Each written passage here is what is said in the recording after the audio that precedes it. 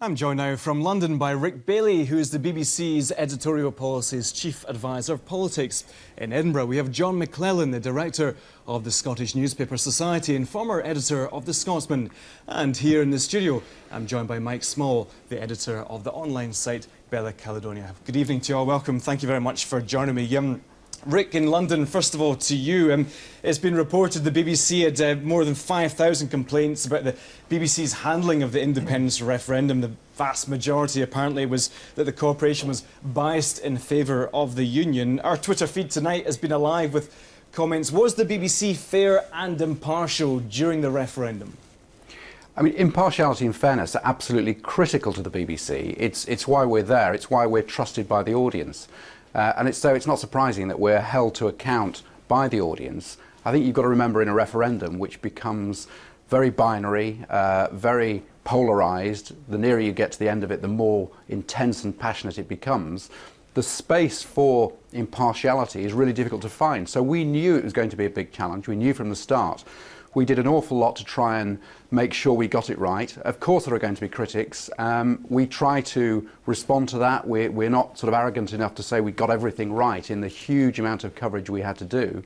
But I think on the whole, we are the place where people go to for impartial, trusted information, and that was our goal. And I think, and I know it will be difficult for people to believe, you know, passionate yes supporters and passionate no supporters, but actually across the range of our coverage, I think we did that.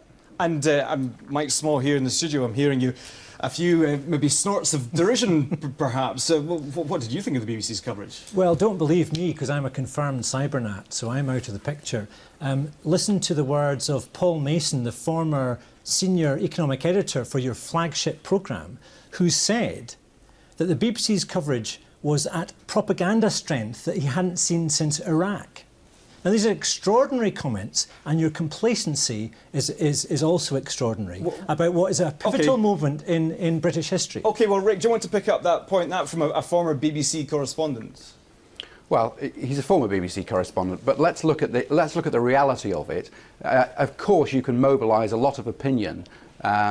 But we did a huge amount of coverage. You know, we did across Radio 1, we did the 7,000 school children in a hydro the week before, we had debates all over Scotland, we had a massive amount online, we did drama, we did current affairs, we did documentaries.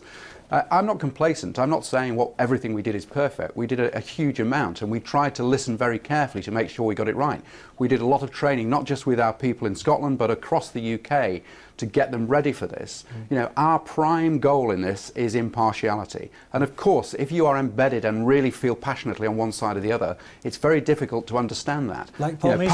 Part of our job is to scrutinise, and it's very difficult when your own side is being scrutinised in the conditions of a referendum where it is so polarised, to accept that there is an impartial voice there. But I believe the BBC was impartial throughout this, including the UK-wide coverage from outside Scotland. Rick, I just want to put another point to you. That point is not from a former correspondent, but from Alex Salmond, actually, himself. He was saying to Channel 4 News that there was a huge difference between a public service broadcaster and being a state broadcaster, and he said, I'm not certain the BBC understands that difference. Do you think there's almost a public perception problem that people have with the BBC about this being a state broadcaster and a public service broadcaster?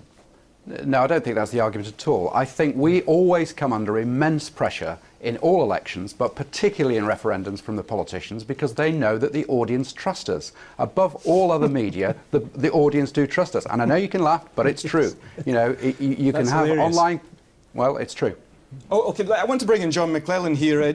John, you've been hearing this debate sitting there patiently. We're hearing earlier in the week research by Dr. David Patrick. He suggested a fair degree of the press showed no constitutional bias, but when they did, it was in favour of the union. But I suppose many papers, if you're a Daily Telegraph reader, they're preaching to the converted.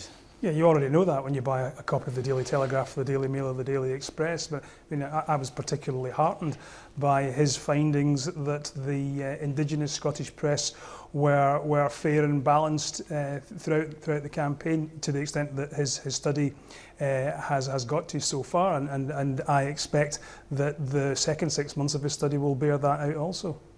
Now, we're of course looking at the press, I mean, in some ways, how relevant are you? I mean, there's the declining popularity of the printed press, but in some ways you were crucial to the social media debate when one of your respected columnists from a newspaper might be retweeted and republished in social media. Well, yeah, it's very easy to look at the influence of the press only through the prism of print copy sales, but the reality is that hundreds of thousands of people are accessing the work of journalists on traditional newspaper companies' websites, and the digital communications are very much part of the future of our businesses, as they are the future of political communications per se. I see absolutely no conflict at all between what newspapers are doing digitally and the additions to the world of political communications from people like Bella Caledonia and Wings Over Scotland. I mean, the more the merrier as far as I'm concerned. Oh, okay, Mike, that's an interesting point. The more the merrier, and in some ways you're reflecting each other. There's obviously still that role for the traditional printed press, and people like you can focus people onto it, and yet people maybe have kind of more of a say in your online site about what's being said. Well, that's right. I mean, that's why we're a citizens' journalism rather than a national broadcaster.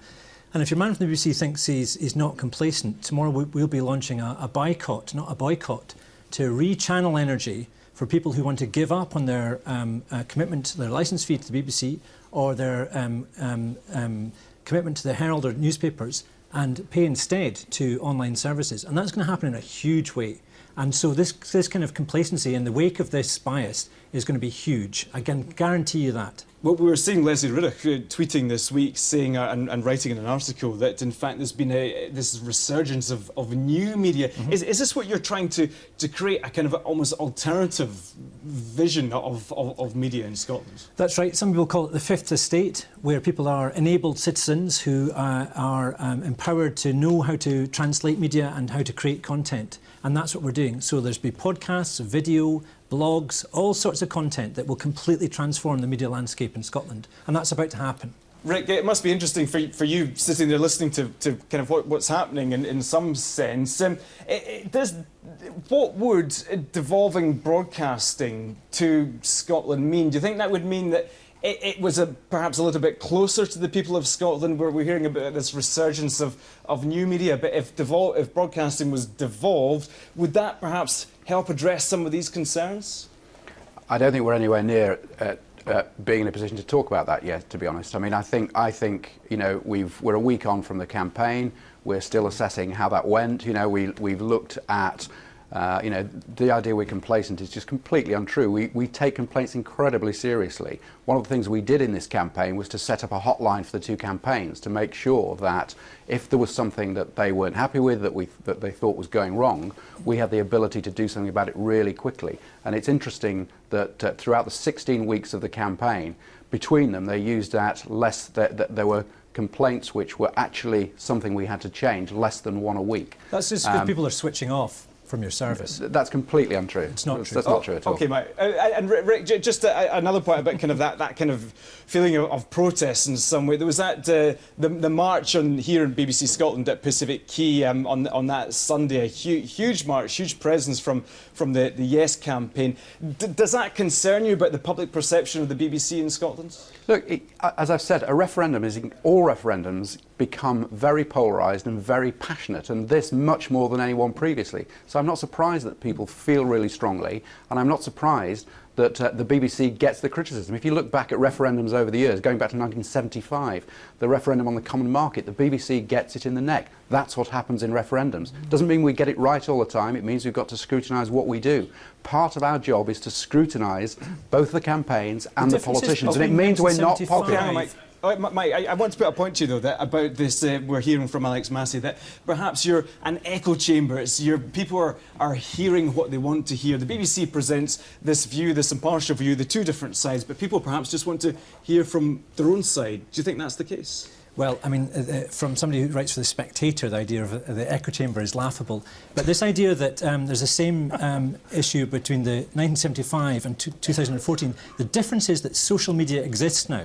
Now, when Nick Robinson went on and told people that Alex Salmond hadn't answered a question, 100,000 people had already viewed him answering that question. So there's total transparency, and that's what the BBC can't cope with, and that's why they're a dying media. Well, John McClellan, talking of the traditional press, I mean, when we were hearing from Richard Walker there, he was speaking about the lack of diversity of opinion in the printed press. There was just the Sunday Herald came out for yes. Is that concerning? Do you think is it a bit strange that only one newspaper came out in that way? Well, the editors will come to their own conclusions individually, you know, so you would have to collectively ask the editors whether it was strange or not. They came to their views on their own, and some came out for no, others expressed no preference, and as they say, the Sunday Herald came out for yes. It's a free and diverse press, and there are new means of communication, and I think in large part, the newspapers reflected the opinions of their readerships. Now, you can argue whether that's right or wrong, but certainly in the case of the Sun and the Record, it's quite clear from the result that you know, that there was a 50-50 split, and both those papers did their utmost to plough a very straight furrow between the two. The Sunday Herald is popular in academia in Glasgow. It reflected the views of those people. So, in that newspapers reflect rather than lead the opinions of their readerships, then I think it's no surprise that most of the newspapers came out the way they did. Right, and John, just briefly, when you look at the architecture of the media in the referendum campaign, the BBC, New Media, the newspapers, in the future, if papers are struggling, how might that change things? Well, wait a minute. Papers are not struggling for audience.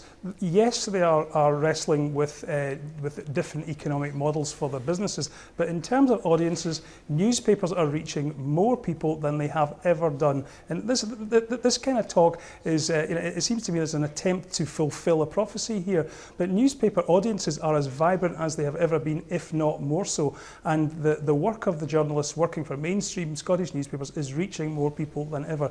And the work that they do played an absolutely vital role in disseminating information throughout this campaign, and their work should not be denigrated just because some commentators focus only on a very out-of-date measurement of what we do. Okay, well, Mike, John's talking about the professional journalists there who disseminate that information, who can be trusted to give perhaps an impartial view. Is that the problem with social media, though? Do you think that it is that you're preaching to the converted? It is that perhaps that echo chamber that it's not giving those two sides of the coin? No, in fact, we're about opening voices to the excluded. And, you know, some of the professional journalists, some of the professional media are now in jail, you know, who've reached the dizzy heights of number 10. So I'm not sure if I'm going to be preached to about those standards. Nobody's preaching to you, and I think it's absolutely ridiculous to conflate the phone hacking with what's happened over the last couple of years. That is the mainstream media. That is the tabloid press that has changed our society in the last 30 years. Scottish journalists are not so don't come and preach to us. It's absolutely nonsensical and ridiculous for you to conflate those two issues. OK, Mike, ridiculous to conflate them. Not at all, and I think it's quite interesting that the only newspaper out of 37 daily newspapers, the only one has had a 111% increase in its sales. So there's a commercial interest there. Sorry? There aren't 37 daily newspapers in Scotland. All right, OK. So the only newspaper to actively back independence has had a 111% increase in its sales. Is that true or false? That's true, I wouldn't deny it. That's true, OK. So there's a commercial interest here as well as a political interest about plurality and democracy in the media, which is absolutely failing in the mainstream media. And that's why new media is coming forward to fill that gap. It's about democracy. OK, Mike Small and John McClellan and Rick Bailey in London, gentlemen, we'll have to leave it there. Very interesting discussion. Thanks very much.